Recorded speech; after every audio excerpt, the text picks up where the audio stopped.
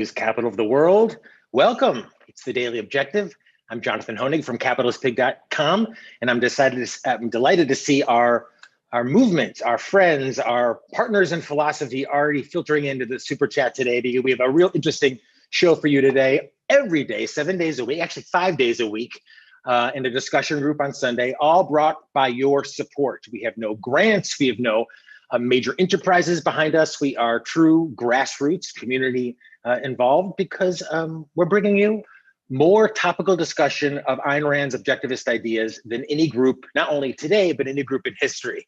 And we're bringing you some of the biggest stars, if you will, in objectivism. I mean, people like Leonard Peikoff, people like James Valiant, people like Don Watkins, Yaron Brook, they've all appeared on the channel in the last year. So we need your help to keep it going. And I have a personal goal of $50 for today's super chat, but I'm not asking for a favor, I'm offering you a trade, because I have a really exciting, fun presentation for you today. And of course, one that involves Ayn Rand's philosophy of objectivism. So tell your partners, tell your friends, share the link now, the YouTube link, and let's break down an idea that, as always, is ripped from today's headlines, but also very pertinent to Ayn Rand's ideas, and as we try to apply them. We are all students of objectivism. I'm certainly a student, even having followed and read Miss Rand's work for 23 years now.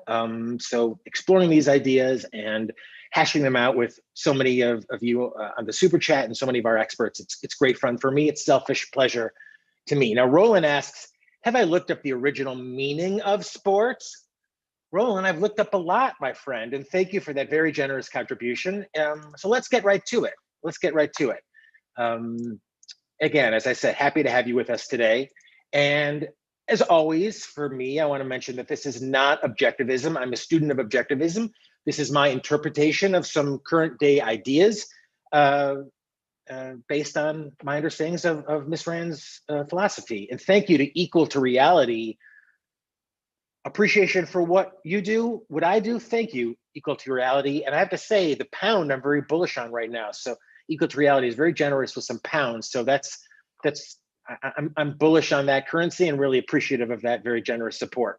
So this is not objectivism. This is my own interpretation, but we're students of objectivism. So let me know what you think, and please vote in our poll. Is competitive eating a sport? Because that's what we're talking about today. And I'm going to start with this idea. Well, who participates in sports? Basically athletes. So knowing that A is A, I want to pose this question, rhetorical, to our audience. Are these both athletes?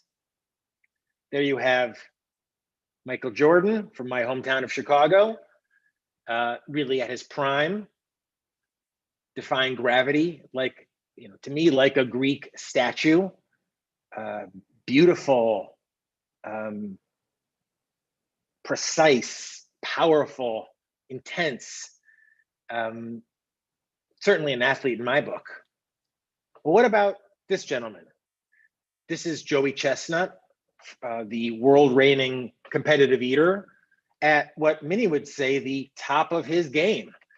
This is shots from just the 4th of July annual Nathan's Hot Dog Contest held just this last month, a couple of weeks ago. This is him doing the equivalent of what we just saw Michael Jordan doing. This is him in his prime. Jordan was flying off the, boards and manipulating the ball. This is what Joey Chestnut, the other athlete, does. So are these both athletes? Now, lest you roll your eyes and say, come on, this is just a one-time only goof, once a year they do this. But this is really actually a thing. And now, in fact, on our super chat, we're asking, are these both athletes? So do you think that Joey Jaws Chestnut is also an athlete? Because a lot of people do. This isn't actually a thing. I mean, it's not a recent thing either. What they call competitive eating. Are you listening? Competitive eating has been growing for basically 2 decades now. It is described as having growing popularity, as becoming a global sport, perhaps the fastest sport in the world. And, it's not just man versus man. they're staging exhibitions. You know, they staged a giant bunny against a competitive eater. The bunny lost. This is just from this last February. So this is something that's gaining a lot of cultural definition, a lot of cultural interest, and not only just competitive eating as a sport, but competitive eaters as being athletes. This is a headline from USA Today. Just within the last 6 weeks, more fit than fat, should competitive eaters be considered athletes? Now, I want to point out one thing here, pause and say, if you want to go the distance, throw us $5 or $10 in the super chat. We bring you 5 days a week original programming from stars. Rucka Ali, who's got 1 billion YouTube videos. Mark Pellegrino, who's a major Hollywood celebrity, a washed up hedge fund guy. Don Watkins, a major. I mean, we've got huge stars on this channel. So throw us what you would throw to get a cup of coffee, and let Razi, who runs this enterprise, know that you value what he's doing. Don't be a freeloader, be a trader, and thank you in advance for that. So are these people athletes?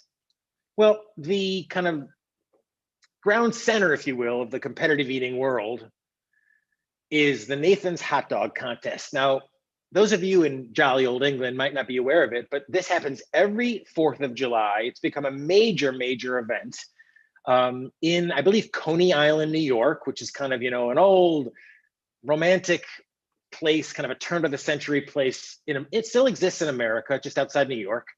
And if you take a look at that wide shot, this is a huge spectator event. This event alone is a huge spectator event. There are other, but huge spectator events. It is broadcast on ESPN. People buy tickets, line up, have to, you know, assemble themselves. It's very exciting. This is a big thing. And it's not just popular with those who go. Here's some of the viewership numbers. I mean, you have 1 million people watching this on TV year after year after year. Roland's asking about chess or poker. They're not athletes, but they're competitors. It's a good point. And in fact, they're using their brain, which is something I'm going to get into a little bit later in the presentation. And thank you, Roland, for your generous support. The euro, I am less bullish on than the pound, because what we consider to be the dollar floor in the euro could be the new ceiling. But, you know, I always catch falling knives. So thank you for the generous pounds, regardless Roland. A lot of people watch this on TV. Now, I don't know if Ayn Rand ever saw the Nathan's hot dog eating contest in New York City. She was certainly alive when it was going on. The contest started in 1972, and I didn't want to get into it, but interestingly, in the first year, it was like 12 hot dogs. Today, it's 70. So I guess you could say that you know, skill of these participants has certainly gone up in their ability to stuff hot dogs down their faces. Now, as I said, I don't know if Rand saw it. I think she would have hated it, abhorred it. I don't know that for a fact, but in my opinion, Rand would have hated it. Now, I got to give you a full disclosure. I love food and I love to eat, and I do it all the time. You know, I'm going to be doing it in about 15 minutes. Here's a shot of me as a child claiming my entire birthday cake for myself. This is long standing for me. In fact, my book party, my first book, was called Greed is Good, and my book cake was pretty dominant and prominent, as you can see, and a major pig on it. This is going back to 1999. More recently, this was me chowing down on a piece of Junior's cheesecake in Brooklyn, New York. Really good cheesecake. And not so recently, well, also recently, here's me at Barney Greengrass, the famed New York City deli, Barney Greengrass, with a toasted sesame seed bagel, chive lox, Nova, lettuce, no lettuce, onion, capers, and tomato. So I love food. I'm not putting food down. And in fact, Ayn Rand, you might remember, she famously loved chocolates. This is on the record. This is not, you know, a rare memory. In fact, one of the resources I want to point you to today is Dr. Peikoff's wonderful, you know, talk, My 30 Years with Ayn Rand, an intellectual memoir. And he mentions her favorite candy, Godiva chocolates. So my sense is Miss Rand, we know, loved chocolate. She probably loved food in that sense. But would she have loved competitive eating? What you're looking at here is a shot of a YouTube star with millions and millions and millions of views. And what she does is eat this entire table full of chocolate, scarfs it on down. You know, Dr. Peikoff's videos have 15,000 views. This young lady has 15 million views. So this is the state of the world. So this is what we're going to ask today. Is this a sport? Is this just innocent fun? Have you had Godiva chocolates? That's what we're asking in the you know, I guess it's kind of a American invention, although I have to imagine you had them in jolly old England as well. So is this a sport? Is this innocent fun? And my thesis, as you will see, and I hope to prove to you, is that sport is something. You know, it is unique in the way it provides something. And this spectacle of competitive eating does not. And my source is now interesting, Equal to Reality, who is a YouTube member. You know, if they can't, the old saying is, if you can't be an athlete, be an athletic supporter. Equal to Reality is the equivalent of that. And thank you, because he's a subscriber to the YouTube channel. He's a member of our community. He's a participant in our community. I learned things from him. He's saying it's nihilistic trash. Well, that's brought up in this presentation. So I like the way you're going. I think if you ever listen to Dr. Peikoff's old radio shows, I would say you're on the right track. So, and now for my source material, I want to refer to Thomas Bowden's The Joy of Football at capitalism.org, and even more so, Dr. Tara Smith's On a Pedestal, Sport as an Arena for Admiration, which is a scholarly paper that's online. Marilene, she says, I think competitive eating is gross, but then I have an erotic history with food. I have a copy of Greed is Good. I recommend it. Thank you, Marilene. Well, a lot of people have, histories of food. It's something that, it's pretty common. And I think that reality, in my mind, makes this spectacle even more bewildering, irrational, and the legitimization of what we used to call binging, basically, even for a short period of time, is being something to kind of celebrate. We're going to get into it. And more than anything, Marilyn, thank you for your contributions and your contributions every day. Marilyn is the fairy godmother of the Ayn Rand Center UK. I met her for the first time in person at OCON. She's incredibly lovely, incredibly erudite, funny, fun, and we love you being part of what we do. Now, over there in jolly old England, you have something called soccer, which is it football? I don't know what it is, but it's the guys running around. I don't know, is Pele still in the game? Whatever it is, I know it's very popular. This is their homepage. This is Premier League's homepage. Here is the NHL, that I'm a little more familiar with, the National Hockey League's homepage. You look pretty similar, right? Here's the NBA. You got a star there. I don't know, is that, I don't know, Scottie Pippen? I kind of stopped following after Jordan retired, but this is the NBA site. Here is the Ultimate Frisbee site.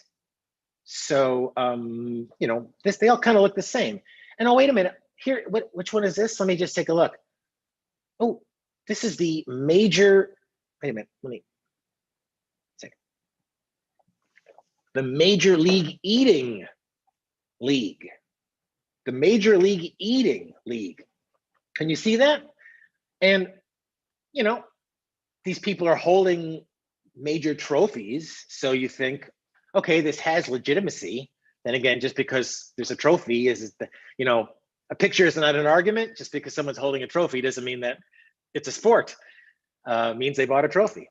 So it's not only is there trophies, however, there's actually bets being taken on these contests. There was an entire prop bet market for who would win the 2022 Nathan's Hot Dog Eating Contest. But is it a sport? I mean, is this a sport as the USA Today headlines, BBC, as we'll see in a moment, and so many others are suggesting? Is this a sport? Well, I went to Dr. Tara Smith, who I've also had the really pleasure of meeting. She's a tremendous scholar. She is the woman, she is the professor you wish you had in college. I mean, I would say that about Dr. Smith and Dr. Peikoff, for me, would be my number 2 and number 1. Dr. Smith is an incredible speaker, writer. I mean, she's just one of, I think, the brightest intellectuals I've ever met in my life.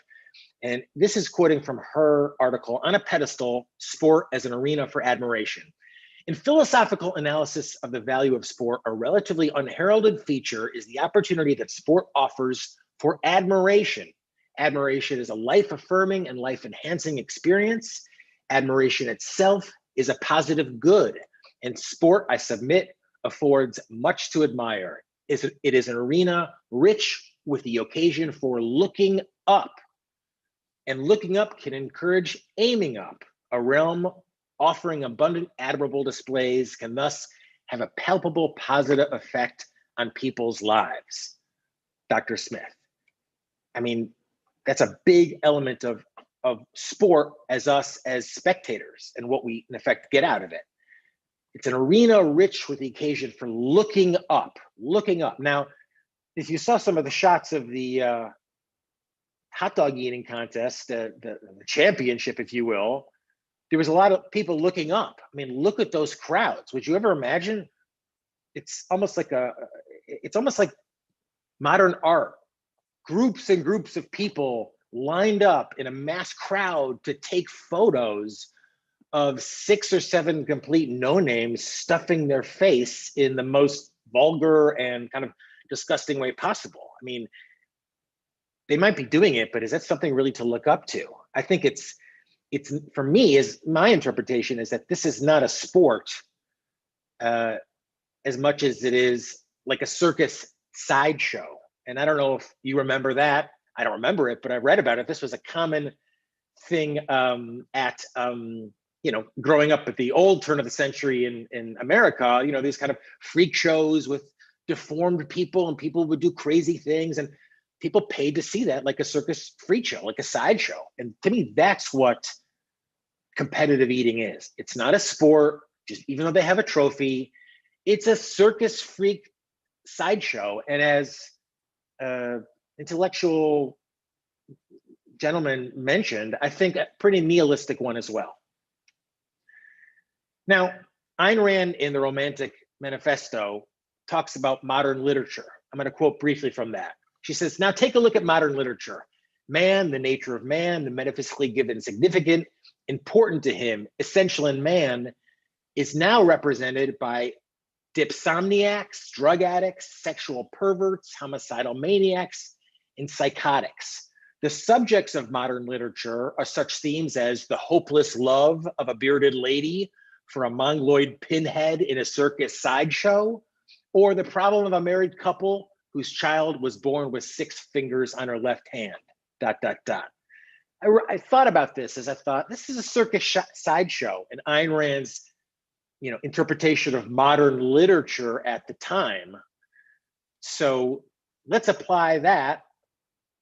And this is me now, you can see. Let's apply her words to modern sport. What I see is a modern sport. Certainly not in Ayn Rand's era was there competitive eating leagues. So now let's take a look at modern sports. The subject of modern sports are such themes as the hopeless quest of a man to eat as many hot dogs in 10 minutes at a circus sideshow, which is literally what Coney Island is. And that's what that is. Quoting now again from Dr. Smith, the admirable in sport shows man in a good light. This is what is powerful about sport, I think, for the participants engaging in terms of their self-esteem, and for us as rooters who are calling it a sport, as a spectator sport. Dr. Smith, the admirable in sport shows man in a good light by demonstrating impressive feats within our reach Athletic heroics elevates the image of mankind. They are an affirmation of our powers. Now, I haven't followed a lot of hockey since Yvonne Lendl was in the league, but I think I remember Andy Murray, who I believe is British. Major win in the I mean, when you look at the athleticism, the poise, the precision, the thinking of an athlete like this gentleman, this shows man, in my opinion, shows man in a good light. He is strategic. He is powerful. He is thinking. You see the definition of his muscles. He looks almost like a man we would want to be. You know, we would want to be even a little bit like that. He's beautiful in that sense. Can you say the same thing about Kobayashi? Now, this is one of the top competitive eaters. I don't know. I'm not following the sport too closely, people, but I think of the last 20 years, Kobayashi revolutionized the game because he figured out you can dunk the wiener in milk or in water and then squish it up and shove it in your face even faster. So does that elevate the image of mankind? And let me ask you, does this photo inspire you to hit us up on the super chat? You know, we're working really hard to bring you innovative content. Thank you, Chandler. Chandler says, esports, competitive video gaming, showcases incredible strategic response times, polished teamwork, and high-level gameplay. Sport confirmed. I don't follow a lot of esports, but to me, that is, I can see that much more. I mean, I would tend to agree. Esports is a sport. It's a game you're mastering, and you're not shoving your face with 68 hot dogs to do it. You're not, you know, does this elevate the image does that elevate the image of mankind? And for the record, I will say, made the same argument about MMA. You know, we're back on our February 9th show, one of our most controversial shows to date here at the Daily Objective. I argued, or discussed, I should say, with Nikos Sopirakopoulos about MMA, which I also thought, in effect, was an awful image for man. I didn't think elevated the image of man. So when I look at competitive eating, what's his name here says, Christopher says, Chestnut's worth $2.5 million, not bad, still gross. Couple things, 2.5 million ain't what it used to be. I don't want to psychoanalyze. This is what I see. I see something that appears wrong for the human body qua anatomy. It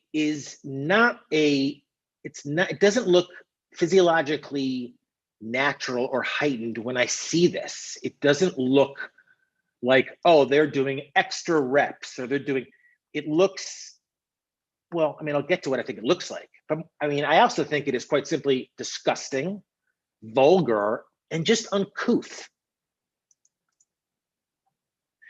Marianne Suries was a associate of Ayn Rand. She knew Ayn Rand, and in 1969, she published a very important article on aesthetics in The Objectivist. I'm going to quote for it now. She was talking about art. She was talking about sculpture. Quote, whether representing gods or athletes, Greek sculptors strove to objectify their concept of ideal physical beauty. This passion for the ideal body led one sculptor of athletes, Polykikakos, to work as if he had devised a canon of proportions for the physically perfect male figure. The size of every part of the body was calculated according to a fixed ratio. Sculptors eliminated the accidental imperfections which an average man might happen to possess, and featured only those physical attributes which contributed to the image of a healthy, perfect, and sensuous body. So this is not something new, this idea that we worship a healthy, a perfect, a sensuous body, knowing all the time that we're not that, but that there is something that is objectively beautiful and, in my mind, right. And to insult that with activity that is so destructive to that body and then celebrate it, to me, is ass backward. Does this look physically sensuous? What does she say?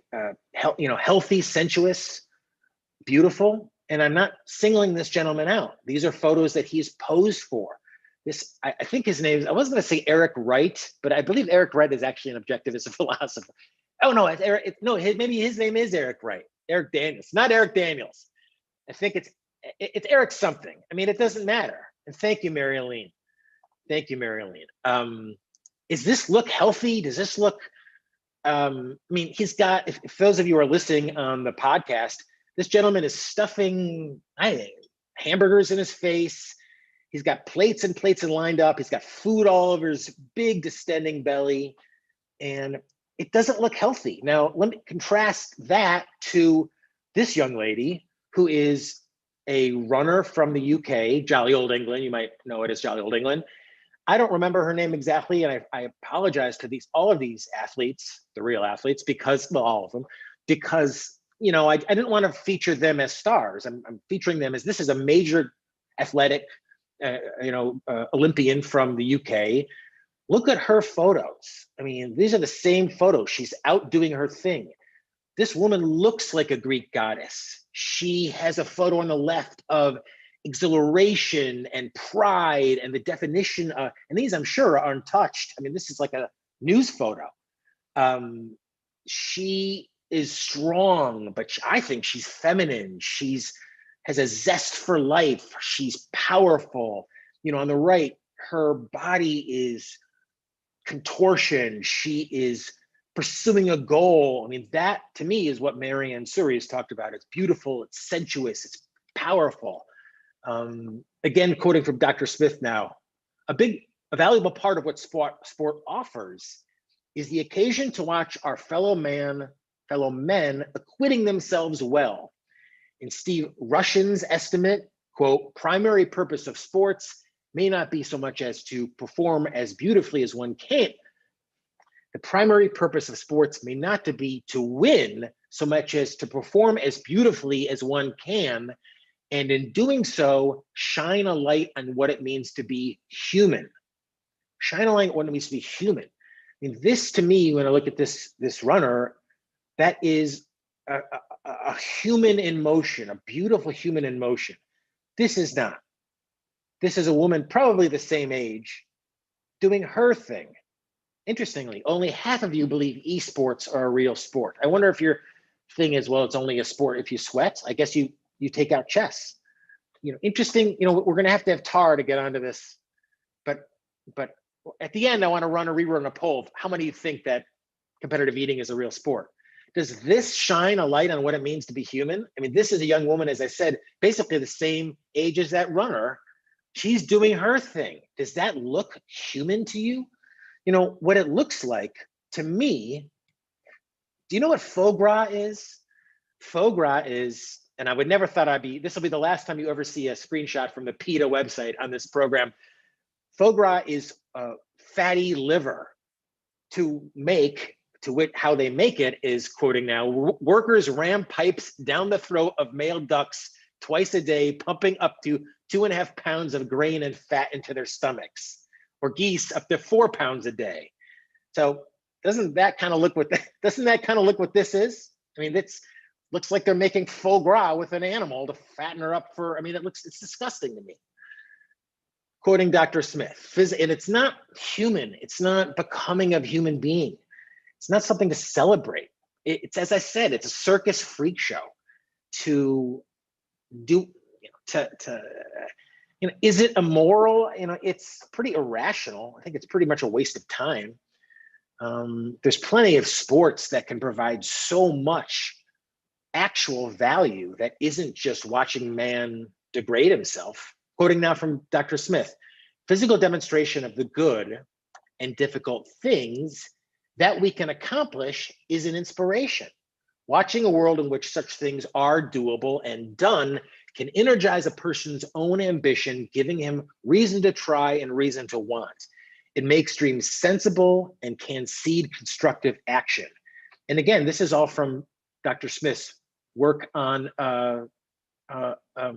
sports. So this is directly applicable to sports. And when I look at people like Tony Hawk there on your left, he is doing this at 50 years old. He's getting huge crowds. I mean, he is an acrobat. He's an amazing athlete, even at his age. It's beautiful to watch him. It's graceful to watch him. And, you know, as she said, it energizes a person's own ambition. Now, I'm not going to go skateboard, but I think maybe I can try something new at the gym. Maybe I can pick up the racquetball thing again. I mean, this is what, as Tara says, physical demonstration of good and difficult things that we can accomplish. Here's a beautiful, incredible swimmer on the left doing a tuck point backflip or whatever the fuck that is. It's amazing. It's inspiring to see it. And you think, all right, well, I'm not going to be that, but maybe I can just do a couple laps. Maybe I can have a little bit of that. It brings you up. This does not. This does not. It's degrading to man. It is ugly for man. No one looks at this and says, oh, I want to do what Kobayashi does. You know, no one looks at this and says, oh, I want to be like Joey Chestnut one day. Maybe I can eat. Now, maybe they say, oh, I want the momentary exposure of being at ESPN. But I just wonder if really there is anything other than real self-esteem behind it at all.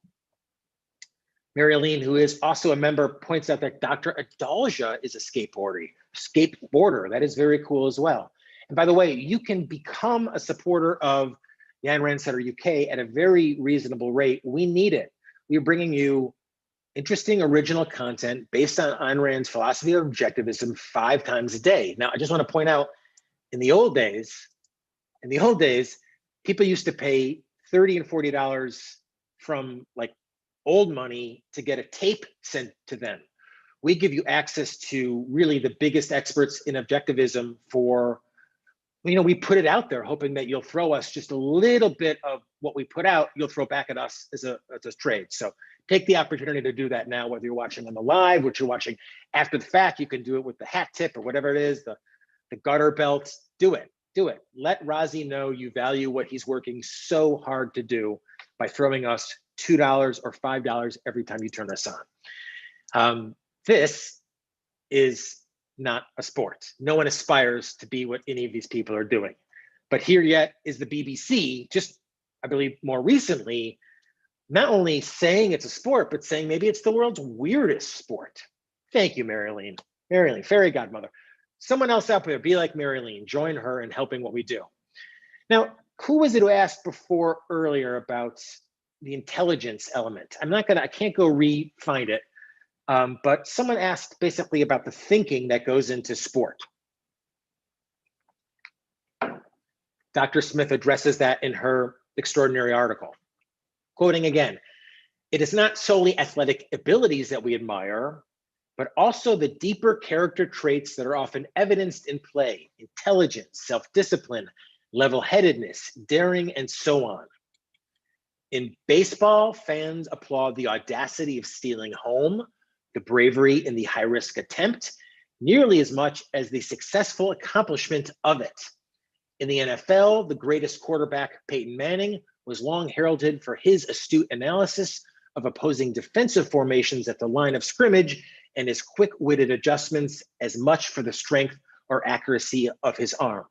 So, and Dr. Smith goes into this a lot in her article, that it's not just the physical, it is the intellectual. And if you've ever not seen this phenomena of stealing third, it's just as she said, it's incredible to watch, and all that, here he goes, make it, just.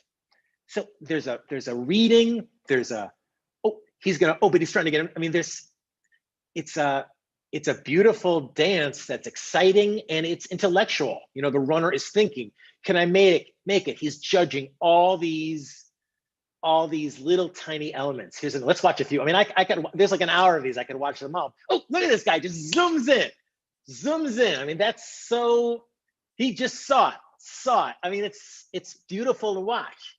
I think again, I don't want to take your whole day here. It's beautiful to watch, but you might say, Well, competitive eating, what's the equivalent of competitive eating? Well, I'm sorry to say that they've tried to come up with it. In fact, over at CNN, and look, I have nothing against CNN, I'm just saying this is kind of documented that, oh no, there are scarfing methods at hot dog competitions. The divide and conquer, which is to scarf one and then the other. I guess you scarf the bun and then the hot dog. There's the dunk and shove, which is, I'm quoting now, an esophagus will only accommodate so many dry hot dog buns before it starts restricting access. You're gonna tell me that's a sport? There's the big gulp. I mean, this goes on, trying to justify what we're seeing here as having the same intelligence of the guy stealing third.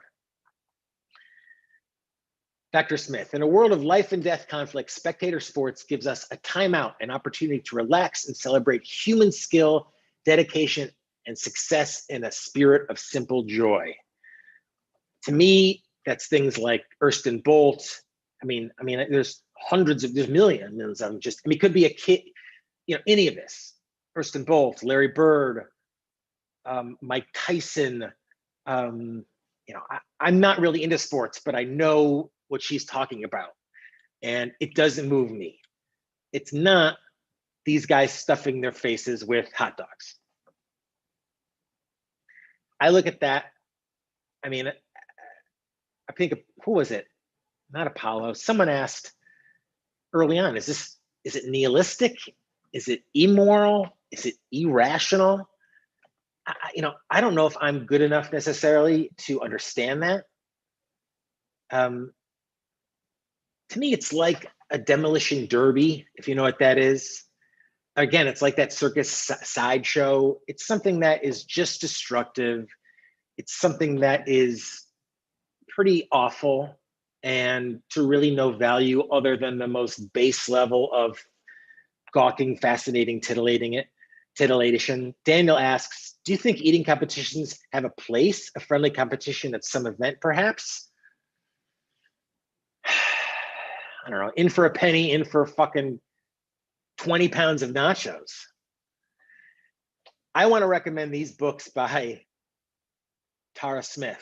She's got a lot of them out there, and they're so easy to read. They're so fascinating. A lot of it's on things that you might not have read, about objectivism. And Tara Smith is, I think, one of the brightest objectivist scholars I've ever met and ever had the pleasure of reading or knowing. So I really recommend all of this, and you start wherever you want, but probably Ayn Rand's Normative Ethics is my favorite. It's about, well, I won't spoil them. Just pick them up. These are all worth reading. And thank you to you. It's only you who make this possible. You in your super chats, you especially in your members. It's really the best way to do it, to become a member. Go to the Ayn Rand Center UK homepage, become a member. I think it's like 20 pounds a month. It's really not that much. And you are keeping not only the fires burning, as they say, but you're keeping them growing. I mean, we're doing more and more live events, more meetups. Kathleen, thank you for your contribution. She says she wasn't expecting this on a TDO. Well, philosophy is everywhere. And it's to me, it's really great fun to kind of think about our world today and not just imagine what would Rand think, but think what is right, what is rational, not just to go ahead with everyone, oh yeah, I guess that's okay, but to think, what exactly is this, to be a little more thoughtful about your life. And I think to enjoy it very well. Now, I'll just say, I'm not going to protest the hot dog eating contest, but you're never going to get me to go to one or watch one. And if I met someone on Tinder who said they were into it, that would be a hard left swipe. Thank you for being part of what we do. We're here Monday through Friday only because of your contributions in support. To all our super chatters, Kathleen, Daniel, and Mary Aline, and Roland, and Equal to Reality. You guys are our spirit. I hope we're providing you intellectual ammunition, and you are providing us spiritual and financial ammunition to keep spreading good ideas and changing the culture. So thank you for being part of what we're doing. We will see you back here tomorrow for more of the Daily Objective. Like us on Facebook, leave a good review, share us with your friends. And as always, we are wishing you best premises.